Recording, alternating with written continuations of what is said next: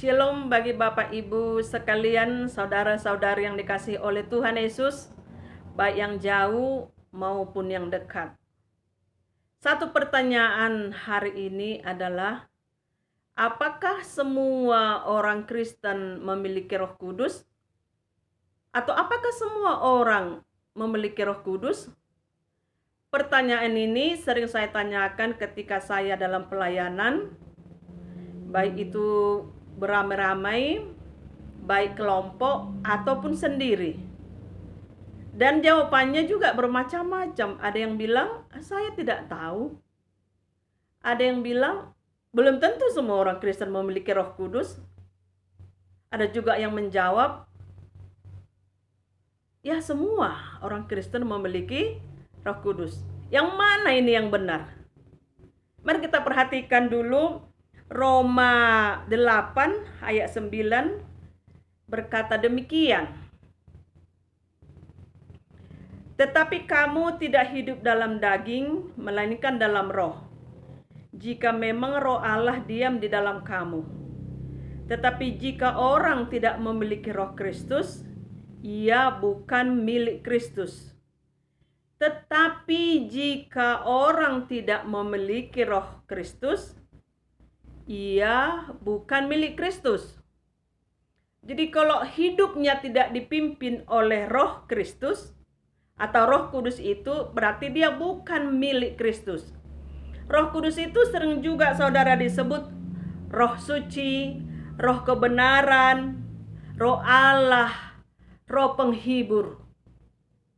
Nah, kalau begitu kapan seseorang itu bisa menerima Roh Kudus atau Roh Kristus atau Roh Allah atau Roh kebenaran itu?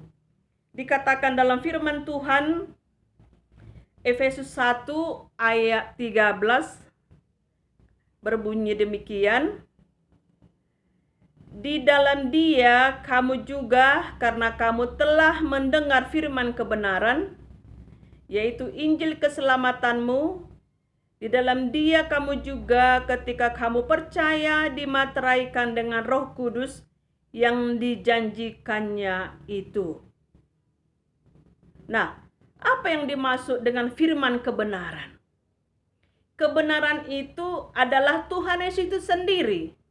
Dia Allah yang menciptakan langit dan bumi.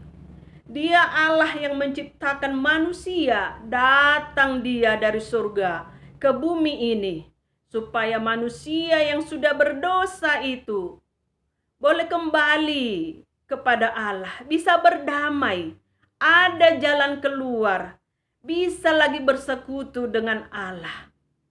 Jadi kebenaran itu Kristus satu-satunya jalan pendamaian bagi manusia berdosa.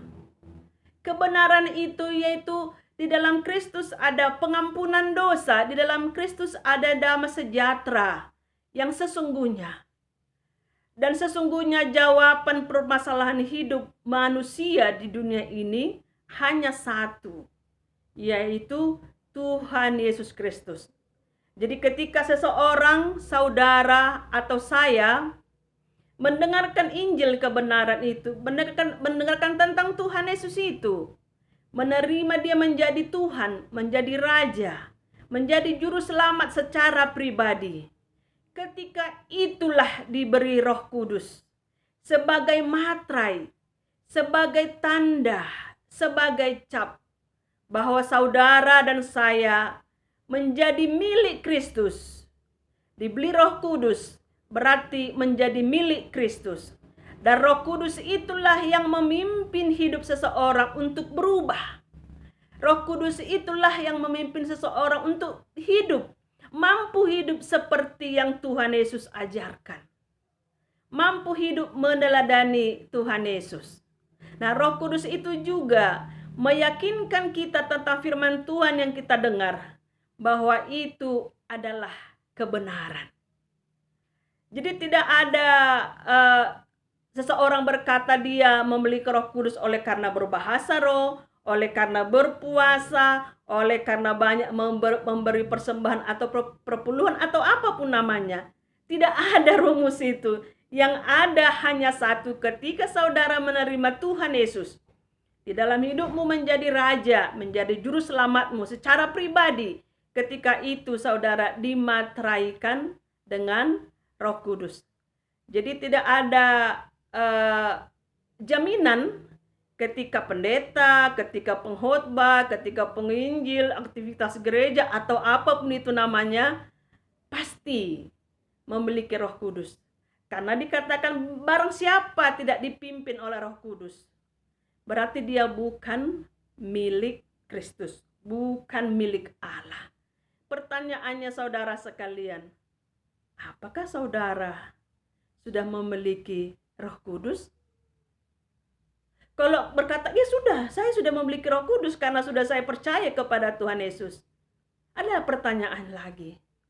Apakah Kristus menjadi sentral di dalam hidup saudara? Atau apakah saudara tetap menjadi sentral dalam hidup saudara? Apa gaya hidup kita berubah? Apakah selera hidup kita berubah? Apakah kita senang belajar firman Tuhan? Apakah kita senang belajar bersekutu dengan Kristus yang adalah Tuhan dan Juru Selamat kita secara pribadi? Di dalam Kristus ada kepastian hidup kekal. Dengan kata lain, mati pasti ke surga. Terima kasih saudara sekalian. Tuhan Yesus memberkati. Amin.